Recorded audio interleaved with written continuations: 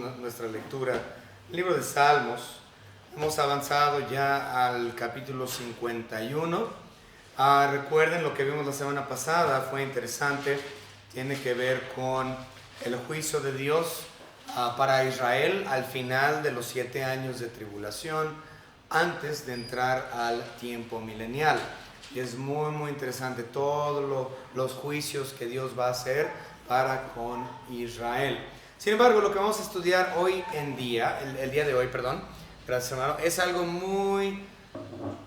es el Salmo, yo creo, después del Salmo 23 y el Salmo 119, yo creo que este es el Salmo más famoso de todos.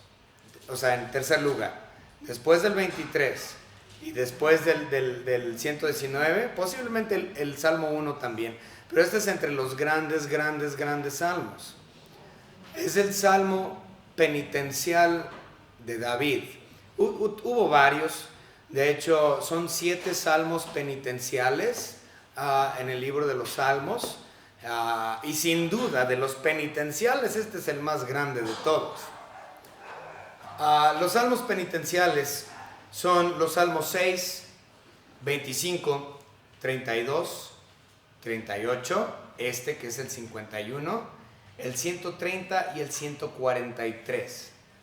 Nuevamente, los salmos penitenciales son 6, 25, 32, 38, 51, 130 y 143. ¿Qué es un salmo penitencial?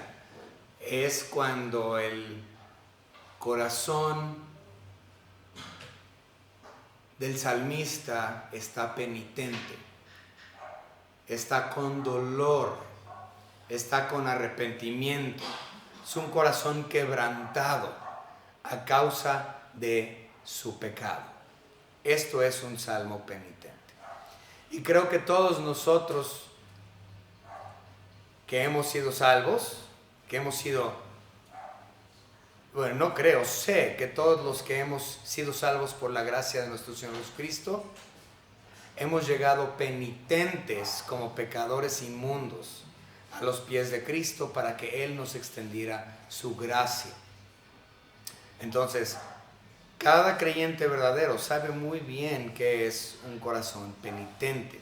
Entonces, esto es el salmo más famoso penitencial de David.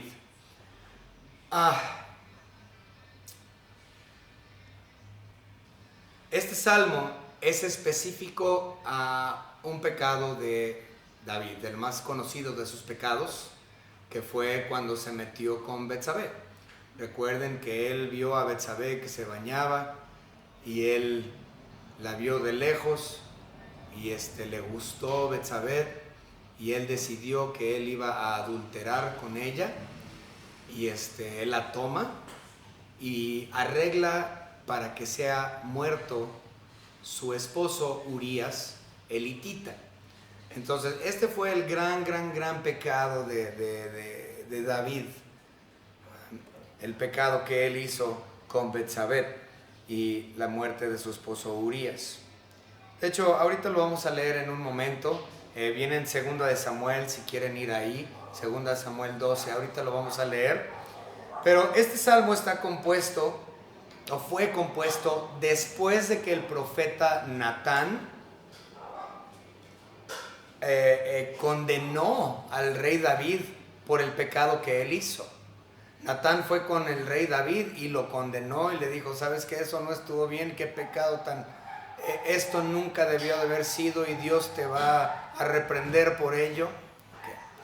Fue un poco después de eso, después de ese encuentro con Natán, que David escribe este salmo penitente. Ahora, este salmo penitencial, al igual que el capítulo 25, que es uno de los penitenciales, y el 32, el 25 y el 32, al igual como el 51, el salmista pide perdón de Dios apelando a la gracia. Señor Dios, perdóname a mí, un pecador, extiéndeme tu misericordia y dame de tu gracia para que yo pueda ser perdonado. Entonces, este es igual que el 25 y el 32 en ese aspecto. Él alude a la gracia, o apela, perdón, a la gracia de Dios para que Él le perdone. Hay muchas cosas interesantes en cuestión a este Salmo 51, en especial, específicamente con sus referencias a los actos levíticos, a los ritos ceremoniales levíticos, ¿sí? Entonces, David habla mucho acerca de ese tema, especialmente con el asunto en este capítulo 51. Habla del tema o hace referencia a esos rituales ceremoniales levíticos, específicamente con cuestiones de la limpieza, la pureza, la purificación de un individuo pecador, al igual que también un sacrificio u holocausto, ¿sí? Entonces, él va a hacer referencia de esto a lo largo del capítulo 51, otra vez regresando o pensando en el sacerdocio levítico, los rituales ceremoniales. Una cosa que es interesante ver aquí en este salmo es que a pesar de que este salmo es muy personal, o sea, es un salmo sumamente personal, muy personal. Estamos hablando de que David está penitente, arrepentido por el pecado de adulterio que él cometió, muy personal, y el asesinato arreglado que él cometió. A pesar de que esto es totalmente íntimo, este salmo, a David, su deseo fue que todo el pueblo supiera, porque este es un himno. Todo el pueblo hebreo cantaba este himno. Nosotros por lo general decimos, yo no quiero que saquen mis trapitos al sol. Yo no quiero que sepa nadie de mis pecados. Pero David dijo, no, todos tienen que saber, pónganle música y cántenlo y apréndanselo. Todos tienen que saber acerca de mi pecado. Pero no era nada más no era el asunto del pecado como tal. Era el asunto de la confesión, el arrepentimiento, la purificación, la restauración a la comunión con Dios. De eso se trata, de eso trata el Salmo 51. No era tanto para sacarle los trapitos al sol a David, sino que por medio del arrepentimiento y la confesión y el corazón quebrantado y humillado de David, que Israel también aprendiese a hacer lo mismo, a arrepentirse, a aceptar, a responsabilizarse de su pecado, a buscar la restauración en su relación con Dios. De eso es lo que trata el Salmo 51. Vamos a empezar con una oración y ahorita empezamos con los versículos 1 y 2. Padre, le damos gracias por este ejemplo de vida que nos ha dado por medio de su siervo David. Gracias, Señor, porque podemos entender acerca del arrepentimiento y la confesión y la salvación y la gracia y el perdón que únicamente es por medio de su Hijo Jesucristo. Le pido, Señor, que este mensaje, este estudio de este hermoso capítulo, sea de bendición, de edificación para todos los que están presentes. En el nombre de nuestro Señor y Salvador Jesucristo. Amén. Muy bien, vamos a leer versículos 1 y 2. Ten piedad de mí, oh Dios, conforme a tu misericordia, conforme a la multitud de tus piedades, borra mis rebeliones. Láveme más y más de mi maldad y límpiame de mi pecado. ¿Qué versículos? Otra vez. El pecado al que se está refiriendo es su pecado con Betsabé y Urías. Entonces vamos a leer eso rápidamente. Les mencioné que estaba en 2 de Samuel. Entonces vamos a ir rápidamente, 2 de Samuel. Y vamos a leer capítulo 12, versículos 1 al 14. Lo voy a leer rápidamente, hermanos. Espero que me sigan con su vista. Salmos capítulo 12, perdón. Segunda de Samuel capítulo 12, versículo 1 al 14. La palabra de nuestro Señor dice lo siguiente. Y Jehová envió a Natán a David, y viniendo a él le dijo, había dos hombres en una ciudad, el uno rico y el otro pobre. El rico tenían numerosas ovejas y vacas, pero el pobre no tenía más que una sola corderita que él había comprado. ¿Dónde está? Bueno, sí, es esta sección. Ok, disculpen.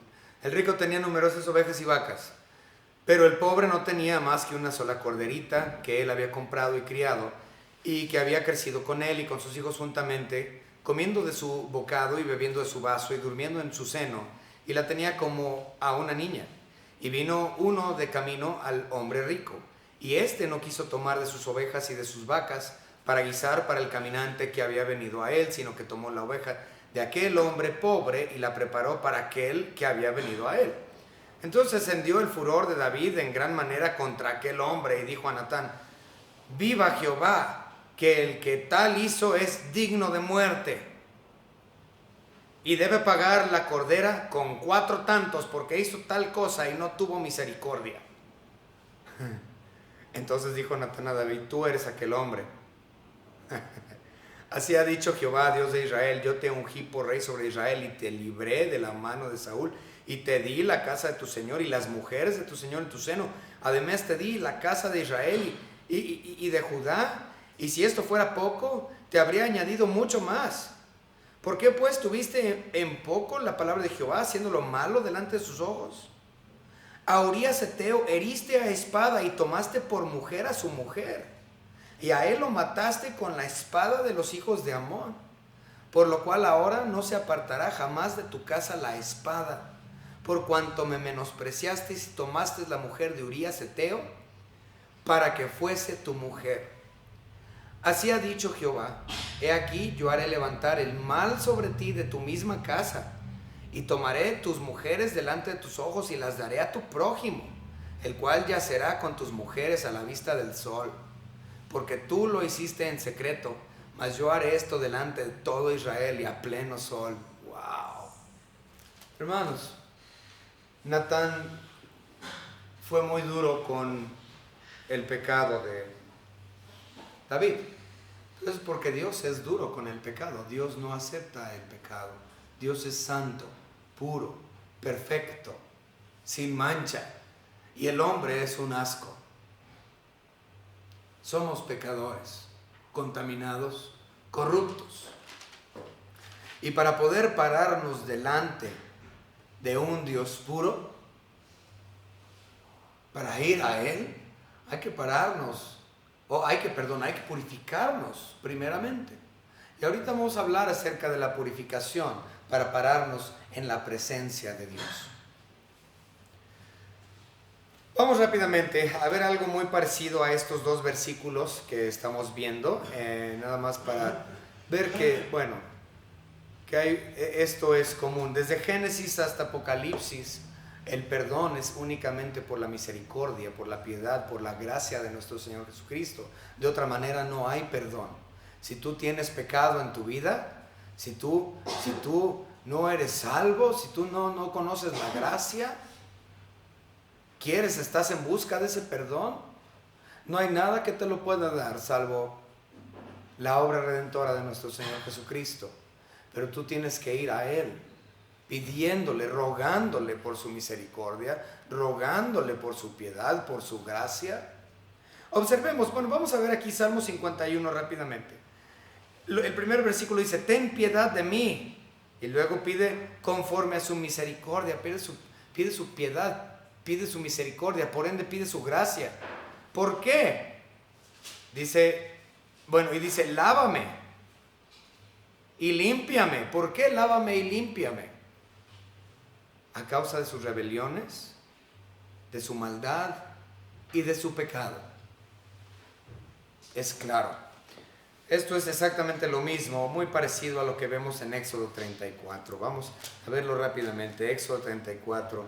es idéntico casi. Versículos 6 y 7, Éxodo 34, 6 y 7 dice: y pasando Jehová por delante de él, proclamó: Jehová, Jehová, fuerte, misericordioso y piadoso, tardo para la ira y grande en misericordia y verdad, que guarda misericordia a millares, que perdona la iniquidad, la rebelión y el pecado, y que de ningún modo tendrá por inocente al malvado. Todos somos pecadores. Y la única forma de tener perdón es por medio de la gracia. No hay otra manera. Donde dice aquí el versículo 2 de nuestra lectura: lávame y límpiame, Dios, lávame y límpiame. El uso de estas palabras, como ya mencioné, hace referencia al sacerdocio levítico. Había ciertos ritos ceremoniales que el sacerdote tenía que llevar a cabo para purificarse a él mismo. De hecho, él tenía que hacer incluso un sacrificio, un holocausto para perdón de sus propios pecados, y un montón de cosas tenían que hacer antes de poder ir delante de la presencia de Dios. Ellos tenían que purificarse a ellos mismos, porque ellos eran pecadores y tenían que pararse delante de un Dios justo, perfecto, santo, que no tolera el pecado. Ellos, por lo tanto, tenían que purificarse para pararse delante de la presencia de Dios. Vamos rápidamente a Éxodo, vamos a ver esto, donde menciona esto. Éxodo capítulo 19, de hecho vamos a ver dos versículos ahí en el 19. Éxodo 19, 10, primero, dice: y Jehová dijo a Moisés: ve al pueblo y santifícalos hoy y mañana, y laven sus vestidos. Tenían que hacer un montón de actos de purificación para poder pararse delante de Dios. Y también lo podemos ver ahí mismo en el 19, 19. Éxodo 19, 19 dice: el sonido de la bocina iba aumentando en extremo. Moisés hablaba y Dios le respondió con voz tronante. No, ese no es.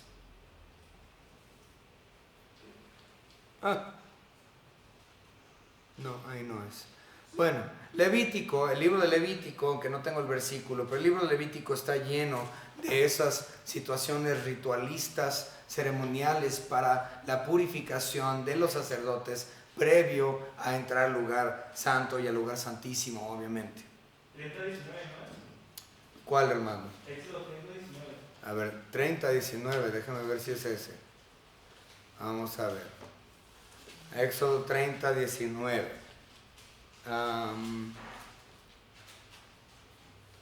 Sí. Bueno, esto es parte de la purificación. Nuevamente había muchos ritos en cuestión a esto. Este es uno. Y de ella se lavaron Aarón y sus hijos las manos y los pies. Antes del asunto. Bueno, vamos a leerlo desde el 17. Habló más Jehová a Moisés diciendo: harás también una fuente de bronce con su base de bronce para lavar, y la colocarás entre el tabernáculo de reunión y el altar, y pondrás en ella agua, y de ella se lavarán Aarón y sus hijos las manos y los pies. Cuando entren en el tabernáculo de reunión, se lavarán con agua para que no mueran. Ahí está, ese es el que está buscando. Y cuando se acerquen al altar para ministrar, para quemar la ofrenda encendida para Jehová, se lavarán las manos y los pies para que no mueran, y lo tendrán por estatuto perpetuo, él y su descendencia por sus generaciones. Tenían que lavarse, tenían que purificarse antes de entrar al lugar santo.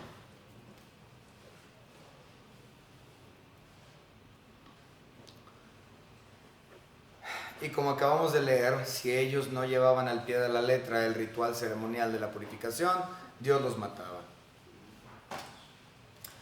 El salmista, pues, en este caso David, tiene el deseo de acercarse a Dios. Él quiere tener nuevamente o restaurar como tal su relación íntima con Dios. Él reconoce que es un inmundo ante su presencia, por lo cual él desea que Dios mismo lo purifique y lo lave y lo limpie.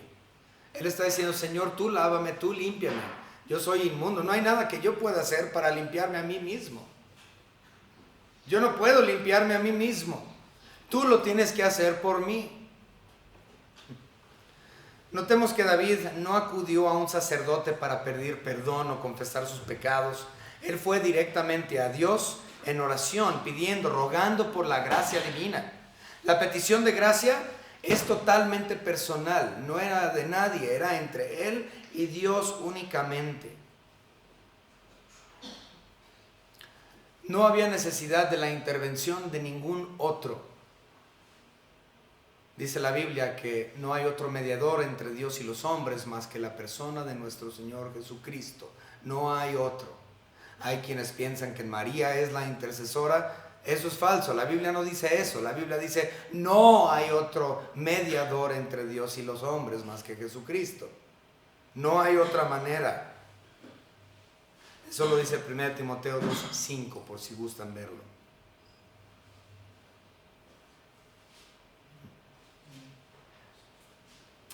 Versículos 3 a 5 de nuestra lectura. Porque yo reconozco mis rebeliones y mi pecado está siempre delante de mí. Muy importante ese versículo, ahorita vamos a hablar de él. Contra ti solo he pecado y he hecho lo malo delante de tus ojos para que seas reconocido justo en tu palabra y tenido por puro en tu juicio. Dice, yo reconozco mi pecado.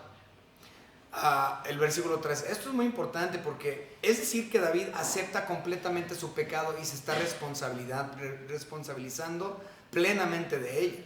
No le está echando la culpa a nadie. Él no está diciendo, es por causa de ella, porque se estaba bañando, ¿no? Ella se estaba bañando y yo la vi, pero pues es culpa de ella, porque se anda bañando así.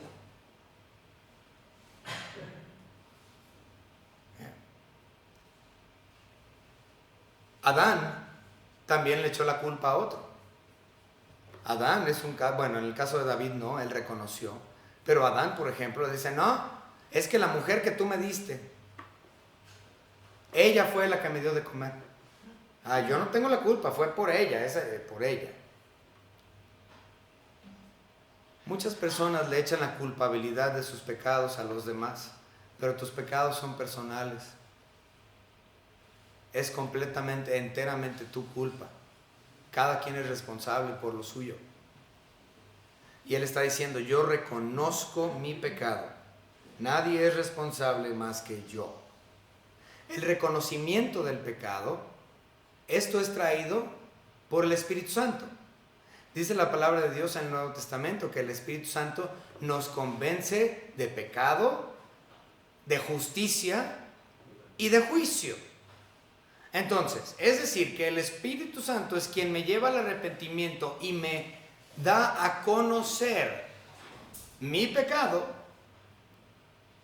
y me hace entender que a causa de mi pecado hay un juicio perfecto, y hay una paga del pecado, la cual es muerte. Todo ese trabajo de convencimiento de pecado, de arrepentimiento, de llevarte a los pies de Jesucristo, eso es obra exclusiva del Espíritu Santo.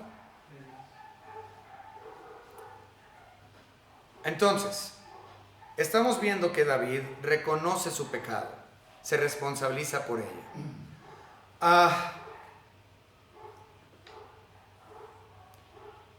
Cuando nosotros hacemos, lo voy a poner así, el reconocimiento de nuestro pecado, el arrepentimiento de nuestro corazón y la petición de gracia para el perdón de esos pecados,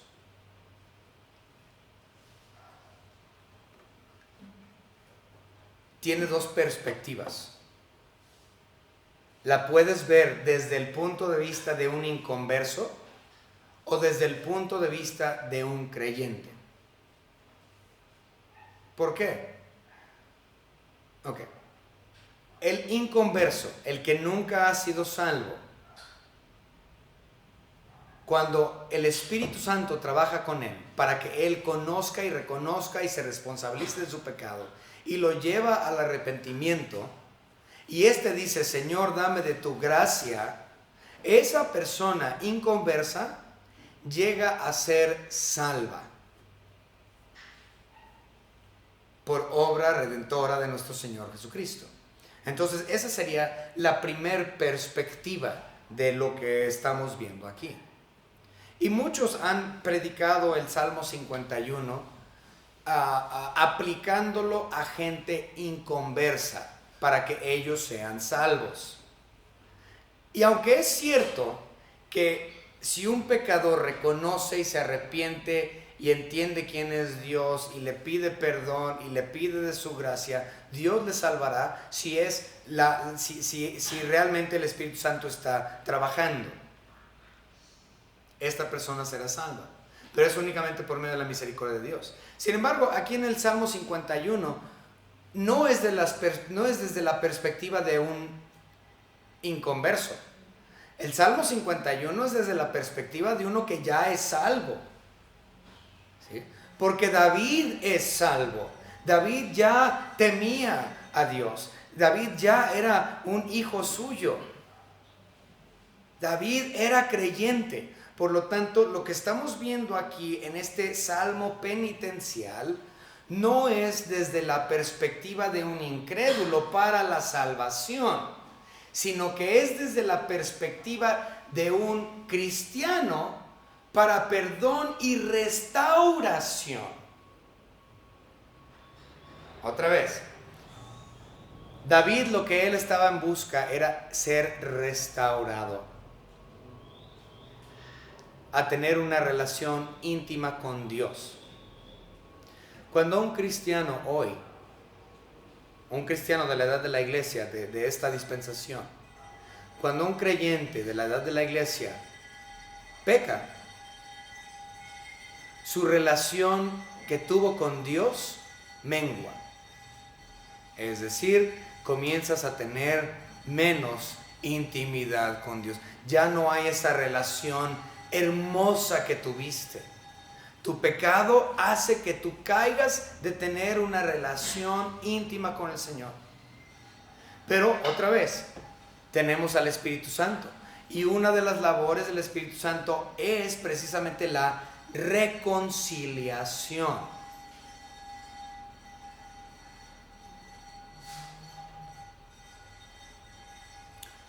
Vamos a ver unos versículos. Desde el punto de vista del inconverso que hace una petición de gracia, esto es cierto y lo podemos ver en Romanos. Entonces vamos a leerlo porque aunque no es aplicable de forma directa al Salmo 51, de todos modos es verdad. Entonces vamos a verlo. A Romanos capítulo 10. Este es muy famoso, siempre utilizamos estos versículos cuando damos el Evangelio. Romanos capítulo 10, versículos a partir del 9. Vamos a ver, 10:9. Que si confesares con tu boca que Jesús es el Señor y creyeres en tu corazón que Dios le levantó de los muertos, serás salvo. Porque con el corazón se cree para justicia, pero con la boca se confiesa para la salvación. Pues la Escritura dice, todo aquel que en él creyere no será avergonzado, porque no hay diferencia entre judío y griego, pues el mismo que es Señor de todos es rico para con todos los que le invocan. Porque todo aquel que invocare el nombre del Señor será salvo. Entonces es cierto, si tú confiesas tus pecados delante del Señor y delante de ningún sacerdote ni ningún hombre, salvo la persona de nuestro Señor Jesucristo, si tú confiesas tus pecados, te arrepientes y vienes a Él y le aceptas a Él como Señor y Dios, con un corazón contrito, serás salvo por medio de su gracia a través de la fe. Pero en este caso no estamos hablando de una persona inconversa, estamos hablando de una persona ya creyente que está en busca de restauración. Entonces vamos a ver unos versículos del Nuevo Testamento muy famosos que nosotros tenemos dados a nosotros, los miembros de la iglesia, que los citamos a menudo porque realmente son preciosos estos versículos para nosotros. Primera Juan, capítulo 1 y versículo 9. Si confesamos nuestros pecados, Él es fiel y justo para perdonar nuestros pecados y limpiarnos de toda maldad. También lo podemos ver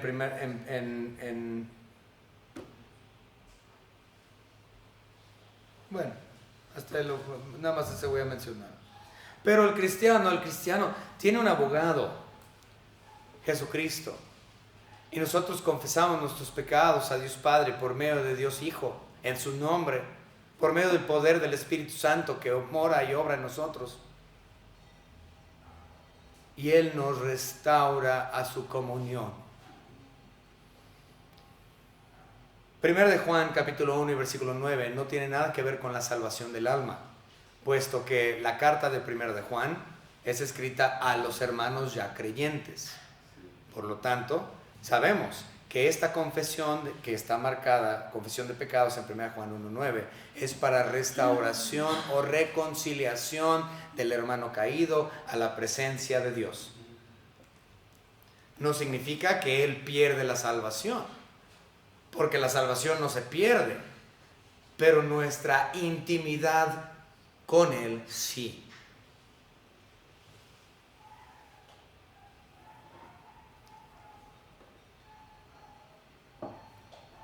En cuestión a la petición de gracia, el creyente siempre debe de pedir gracia. Dice 2 de Pedro capítulo 3 versículo 18, crece en el conocimiento y la gracia de nuestro Señor Jesucristo. Por lo tanto, el hermano creyente debe de buscar siempre un crecimiento en gracia día tras día, un mayor conocimiento, una santificación progresiva. Pero cuando caes, porque sabemos que caemos en pecado, abogado tenemos para con el Padre, quien nos reconcilia con Él.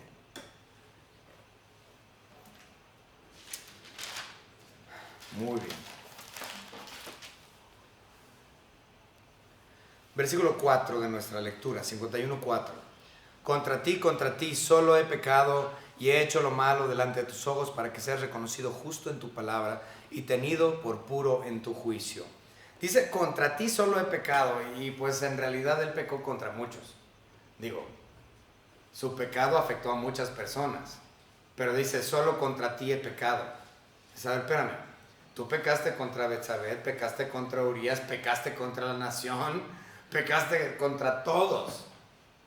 ¿Cómo dices que solo a Dios? Bueno, la idea detrás de eso es que Dios es el único supremo juez sobre el pecado. Y últimamente es en contra de Él que se ha transgredido.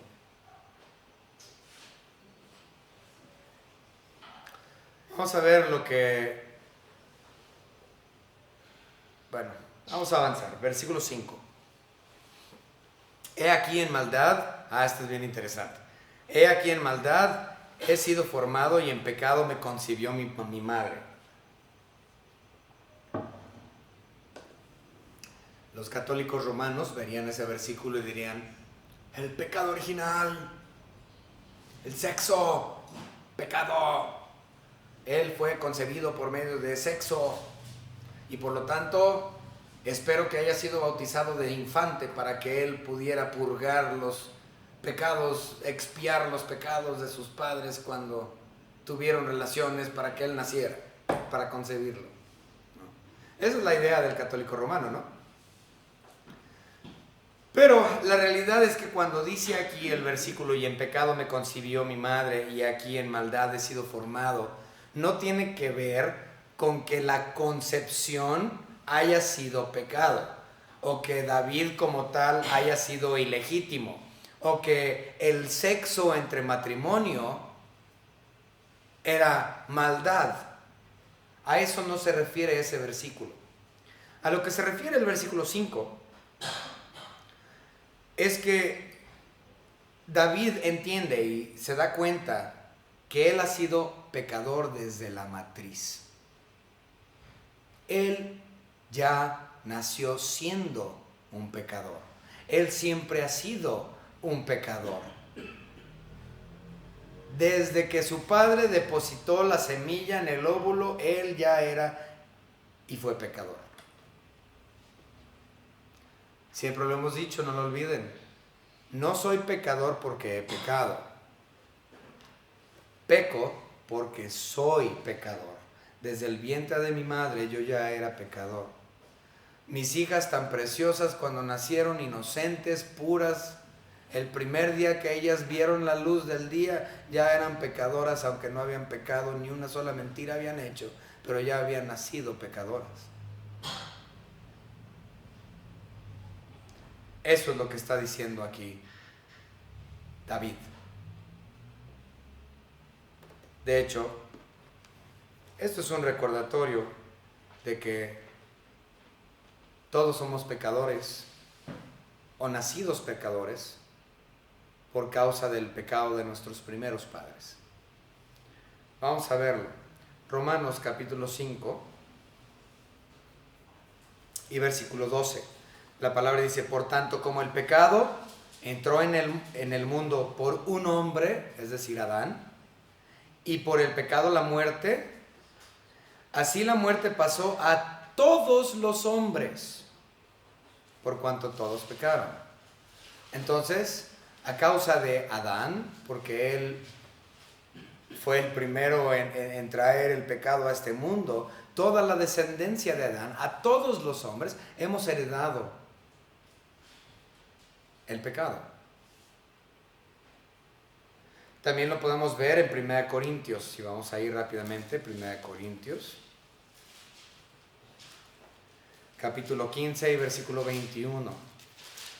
De hecho, es interesante que los mormones, la secta de los mormones, ellos consideran que en efecto no somos pecadores de nacimiento, y especialmente no somos pecadores de nacimiento por medio de Adán. Entonces es algo muy interesante. Ok, pero no sé cómo justifican eso, pero vamos a ver. 1 Corintios 15, 21. 1 Corintios 15, 21 nos dice lo siguiente: porque por cuanto la muerte entró por un hombre, también por un hombre la resurrección de los muertos. Entonces hay salvación en Cristo Jesús. Hay salvación en Cristo. Salvación del infierno, del pecado, que nos fue dado por nuestro primer padre. Muy bien. Vamos a avanzar un poquito nada más, un poquito más. Sé que todavía tenemos tiempo. 6 al 13. 6 al 13. De los versículos 6 al 13 podríamos decir que es la segunda parte del capítulo 51 de Salmos. Entonces 6 al 13 viene siendo la segunda división del capítulo 51. Bien,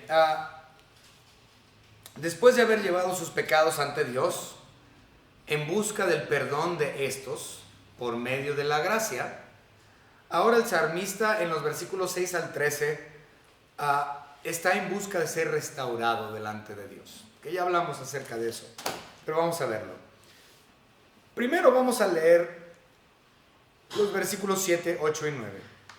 Purifícame con hisopo y seré limpio, lávame y seré más blanco que la nieve. Hazme oír gozo y alegría y se recrearán los huesos que has abatido. Esconde tu rostro de mis pecados y borra todas mis maldades. En los versículos 8 y 9 que acabamos de leer, y el 11, vamos a leer el 11 también. No me eches de delante de ti y no quites de mí tu Santo Espíritu. El versículo 11 es muy interesante y lo vamos a ver en más detalle la próxima semana. Okay. Sí, pero lo interesante aquí en los versículos 8 y 9 y 11, podemos observar la actitud apropiada que tiene él. O sea, David tiene una muy buena actitud. Su actitud es la que todo creyente debe de tener. Es decir, yo anhelo estar en una intimidad con Dios. Señor, no quites tu rostro de mí. Dame alegría nuevamente. Restáurame, hazme blanco, limpio como la nieve, para que yo pueda tener una relación contigo. Todo cristiano penitente, todo cristiano arrepentido debe de tener esta misma actitud. Señor, lávame, límpiame, que quiero tener una relación contigo. Esa es la actitud que todo creyente debe de tener.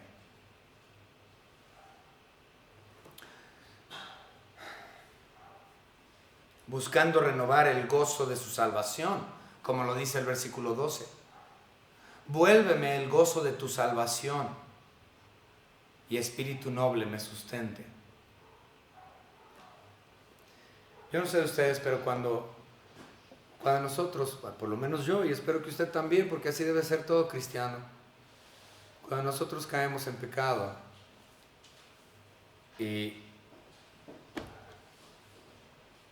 perdemos el gozo, hay una pérdida del gozo de nuestra salvación. Cuando un creyente no anda bien, cuando está constantemente en pecado y todavía no ha llegado al arrepentimiento, a la confesión de su pecado, todavía no ha llegado hacia el trabajo del Espíritu Santo en su vida y él todavía no está arrepentido, en realidad no tiene gozo para con Dios. Está casi como un inconverso, sabe que es salvo, pero no hay gozo. Él quiere que su gozo sea restaurado. Todo cristiano penitente debe buscar la restauración.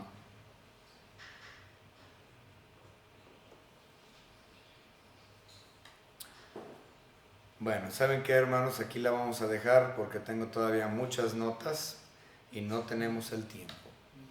Pero aquí la vamos a dejar. Espero que hasta este punto haya sido de edificación para usted y que usted comprenda un poco más acerca de la penitencia, de la actitud que nosotros como cristianos debemos de tener cuando hemos reconocido y como él dijo, reconozco que es mi pecado, reconozco mi pecado. Todo creyente verdadero debe de reconocer cuál es su pecado, admitirlo, confesarlo delante de Dios y únicamente Dios, para que Él te purifique y vuelvas a tener esa restauración dentro de tu relación con Cristo Jesús. Mientras tú no hagas eso, mientras tú no ruegues por piedad y por misericordia, si tú no vas al abogado, quien es Cristo Jesús, no vas a tener gozo. No puede haber gozo en tu vida. Es imposible que tengas un gozo en tu salvación sin el arrepentimiento, sin el corazón contrito, sin el corazón quebrantado.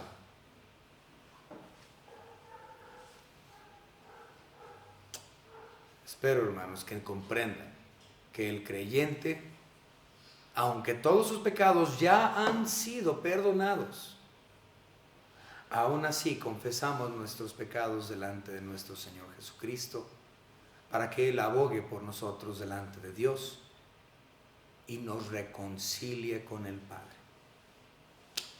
Vamos a orar. Señor Padre, le damos gracias por este estudio. Gracias, Señor, le damos por este hermoso, tan difícil capítulo de tu palabra, el Salmo 51. Muchos sermones a través de las edades, de los siglos, se han predicado acerca de este salmo. Señor, es un salmo muy personal que realmente debe de ser la expectativa también en el corazón de cada cristiano arrepentido. Esta debe de ser la actitud que nosotros como cristianos mantenemos cuando hemos caído y estamos alejados de una buena relación con usted, Padre.